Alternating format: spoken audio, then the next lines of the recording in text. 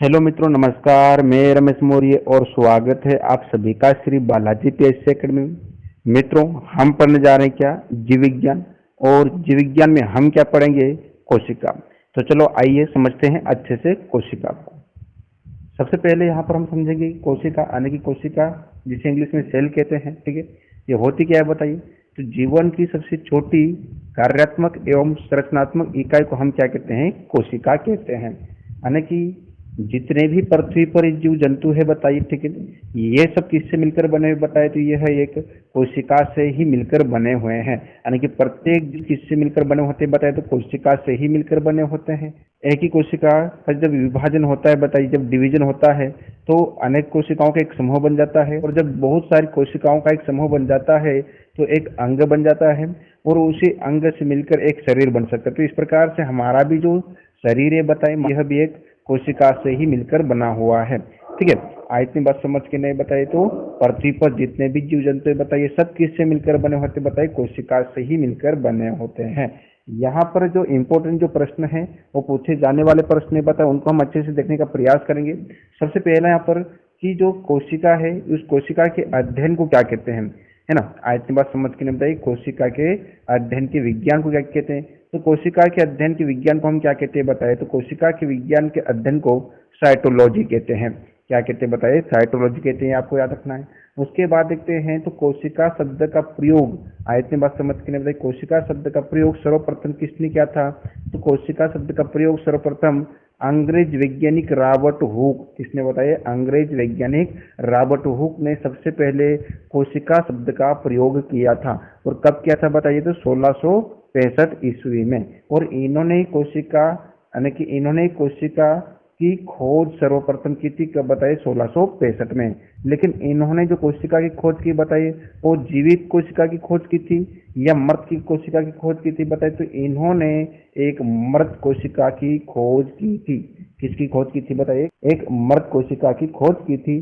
लेकिन जब प्रश्न आ जाए कि वास्तव में सर्वप्रथम जीवित कोशिका की खोज किसने की थी बताए? तो सर्वप्रथम जो जीवित कोशिका की खोज की थी वो कौन थे बताए? Anton van Leeuwenhoek. सभी को इस मृत कोशिका की खोज के बारे में तो पता होता है, लेकिन जीवित कोशिका के बारे में बहुत ही कम बच्चों को पता होता है। तो ये आपको याद रखना होगा कि जीवित कोशिका की खोज सर्वप्रथम किसने की थी? एंटोन वैन ल्यूवेनहॉक ने। और कब की थी बताए? तो 1674 में। एंटोन वैन ल्यूवेनहॉक ने जीवित कोशिका की खोज की थी बताए? तो कौन से जीव की कोशिका थी बताए? तो बैक्टीरिया की। किसकी बताए? बैक्टीरिया की। आपको याद रखना है, ठीक है। उसके बाद आगे की ओर देखने का प्रयास करते हैं। बार प्रश्न आ जाता है कि सबसे छोटी कोशिका कौन सी है? तो सबसे छोटी कोशिका कौन सी होती है बताए? माइकोप्लाज्मा गैलीसेप्टिकम, ठीक। इतनी बात समझ के नहीं बताए क्या बताए? माइकोप्लाज्मा गैलीसेप्टिकम, ये क्या बताइए? तो सबसे छोटी कोशिका है। उसके बाद अगला प्रश्न आ जाए कि सबसे लंबी कोशिका कौन सी बताए? तो तंत्रिका तंत्र की जो कोशिका होती है वह क्या बताए? सबसे लंबी कोशिका मानी जाती है। जबकि सबसे बड़ी कोशिका कौन सी है? तो सबसे बड़ी कोशिका शुतुरमुर्ग के अंडे की। किसकी बताए? शुतुरमुर्ग के अंडे की जो कोशिका होती है वो सबसे बड़ी कोशिका होती है। इसे आप ऑस्ट्रिच एग की भी बोल सकते हैं, यानी कि ऑस्ट्रिच एग की जो कोशिका होती है वो सबसे बड़ी कोशिका होती है। उसके बाद आगे की ओर हम देखते हैं बताइए तो मानव शरीर की सबसे छोटी कोशिका कौन सी है? तो मानव शरीर की सबसे छोटी कोशिका पहले नंबर पे आपका शुक्राणु और दूसरे नंबर पे आरबीसी, ठीक है।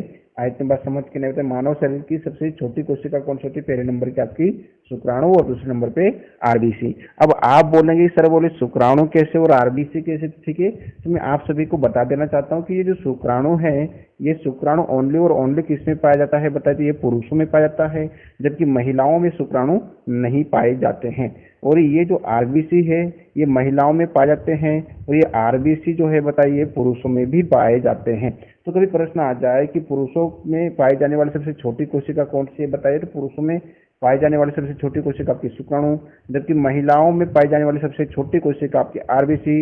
लेकिन कभी प्रश्न सम्मिलित रूप से आ जाए कि मानव शरीर की सबसे छोटी कोशिका कौन सी है? तो सबसे छोटी कोशिका कौन सी बताएंगे आप? शुक्राणु। और उसके बाद क्या बताएंगे? आरबीसी। आगे की ओर देखते हैं तो अगला क्या है? कोशिका सिद्धांत का प्रतिपादन किसने किया था? तो कोशिका सिद्धांत का जो प्रतिपादन किया था वो किसने किया था बताइए? तो स्लाइडन। ये बाय मिस्टेक हुआ है, ठीक है। ये इलाइडन नहीं है, यहाँ पर स है। क्या है बताइए? स्लाइडन, ठीक है। टाइपिंग करने में थोड़ी बहुत मिस्टेक हुई है, तो आप इसको क्या मानने बताइए, स्लाइडेन। स्लाइडेन एंड स्वान ने क्या बताइए, स्लाइडेन एंड स्वान ने इस अन्य की देखा है कोशिका के सिद्धांत का प्रतिपादन किया था। और कब किया था, तो 1838 से 1839 ईस्वी में। उसके बाद और थोड़ा सा आगे की ओर देखने का प्रयास करते हैं, तो जो सेल शब्द है यानी कि जो कोशिका है, इसको इंग्लिश में हम क्या कहते हैं, सेल कहते हैं। तो सेल शब्द जो है कहाँ से लिया गया, तो लेटिन भाषा के सेला से लिया गया है। और लेटिन भाषा में सेला का अर्थ क्या होता है, तो सेला का अर्थ होता है एक छोटा सा कमरा। ठीक है, इतनी बात समझ के नहीं बताया, तो ये भी आपको याद रखना है कि ये जो सेल शब्द है ये कहाँ से लिया गया है, बताइए। तो सेल शब्द जो है वो लेटिन भाषा के सेला से लिया गया है। और सेला का अर्थ क्या होता है, बताइए, एक छोटा कमरा। तो इतना आप सभी को याद हुआ होगा, मुझे उम्मीद है। उसके बाद आगे की ओर देखते हैं, तो जो कोशिका सिद्धांत की जो मुख्य बातें हैं वो किस प्रकार से, उसको भी थोड़ा सा देखते हैं। तो कोशिका सिद्धांत की जो बातें बताई गई वो निम्नलिखित है। जैसे प्रत्येक जीव की उत्पत्ति एक कोशिका से ही होती है, यानी कि जो भी जीव होते हैं उन सभी की उत्पत्ति एक कोशिका से ही होती है। उसके बाद आगे देखते हैं, प्रत्येक जीव का शरीर एक या अनेक कोशिकाओं का बना होता है। प्रत्येक जीव का जो शरीर होता है वो एक या अनेक कोशिकाओं से मिलकर बना होता है। प्रत्येक कोशिका एक स्वाधीन इकाई है तथा फिर सभी कोशिकाएं मिलकर काम करती है। मतलब सभी कोशिकाएं आपस में मिलकर काम करती है और एक जीव का निर्माण करती है, फलस्वरूप एक जीव का निर्माण करती है। ठीक है, तो आगे की ओर देखते हैं। अगला और पॉइंट क्या है कि कोशिकाओं का निर्माण जिस प्रक्रिया से होता है उसमें केंद्रक मुख्य अभिकर्ता होता है। मतलब जो कोशिका का निर्माण होता है उस कोशिका के निर्माण में मुख्य काम किसका होता है, बताइए, केंद्रक का होता है। ये आपको थोड़ा सा याद रखना है। आगे देखते हैं कोशिका के प्रकार की। तो कोशिका दो प्रकार की होती है, बताइए, जिसमें आपका एक प्रोकैरियोटिक और एक आपका यूकैरियोटिक कोशिका। अब सबसे पहले हम प्रोकैरियोटिक कोशिका को समझने का प्रयास करते हैं। तो जो प्रोकैरियोटिक कोशिका है इसमें एक ही राइबोसोम पाया जाता है। ठीक है, जबकि आप देखते हैं कि जो यूकैरियोटिक कोशिका होती है इसमें एक से अधिक राइबोसोम्स पाए जाते हैं। आगे की ओर देखते हैं, तो जो प्रोकैरियोटिक कोशिका है इसमें वास्तविक कोशिका एवं केंद्रक झिल्ली का अभाव होता है, जबकि यूकैरियोटिक कोशिका में वास्तविक कोशिका एवं केंद्रक झिल्ली का अभाव नहीं होता है। आगे की ओर जब और देखने का प्रयास करते हैं तो क्या है, बताइए, इसमें माइटोकॉन्ड्रिया, गोल्गी का केंद्रिका, केंद्रक झिल्ली, लाइसोसोम, सेंट्रियोल, एंडोप्लाज्मिक रेटिकुलम, लिंग प्रजनन, ये सब कैसे होते हैं, बताए, तो अनुपस्थित होते हैं। सो हम कह सकते हैं कि जो प्रोकैरियोटिक कोशिका है इसका ही नया विकसित रूप क्या कहलाता है, आपका यूकैरियोटिक कोशिका। ठीक, इतनी बात समझ के नहीं बताइए। तो इस आप कह सकते हैं कि प्रोकैरियोटिक का नया वर्जन ही क्या कहलाता है, आपका यूकैरियोटिक। अब यूकैरियोटिक में थोड़ी सी बात कर लेते हैं। तो इसमें जैसे कुछ बातें मैंने आपको बताई दी है, और वो क्या बताई है कि इसमें जो राइबोसोम्स होते हैं और राइबोसोम्स कैसे होते हैं, बताए, तो एक से अधिक संख्या में पाए जाते हैं। और इसमें माइटोकॉन्ड्रिया, गोल्गी का, केंद्रिका, केंद्रक झिल्ली, लाइसोसोम, सेंट्रियोल, एंडोप्लाज्मिक रेटिकुलम, लिंग प्रजनन, ये सब कैसे होते हैं, बताए, तो उपस्थित होते हैं, मतलब इसमें पाए जाते हैं। प्रोकैरियोटिक में नहीं पाए जा रहे थे, यूकैरियोटिक में पाए जा रहे हैं। और कोशिका का जो विभाजन होता है इसमें अर्धसूत्री और समसूत्री दोनों प्रकार का होता है।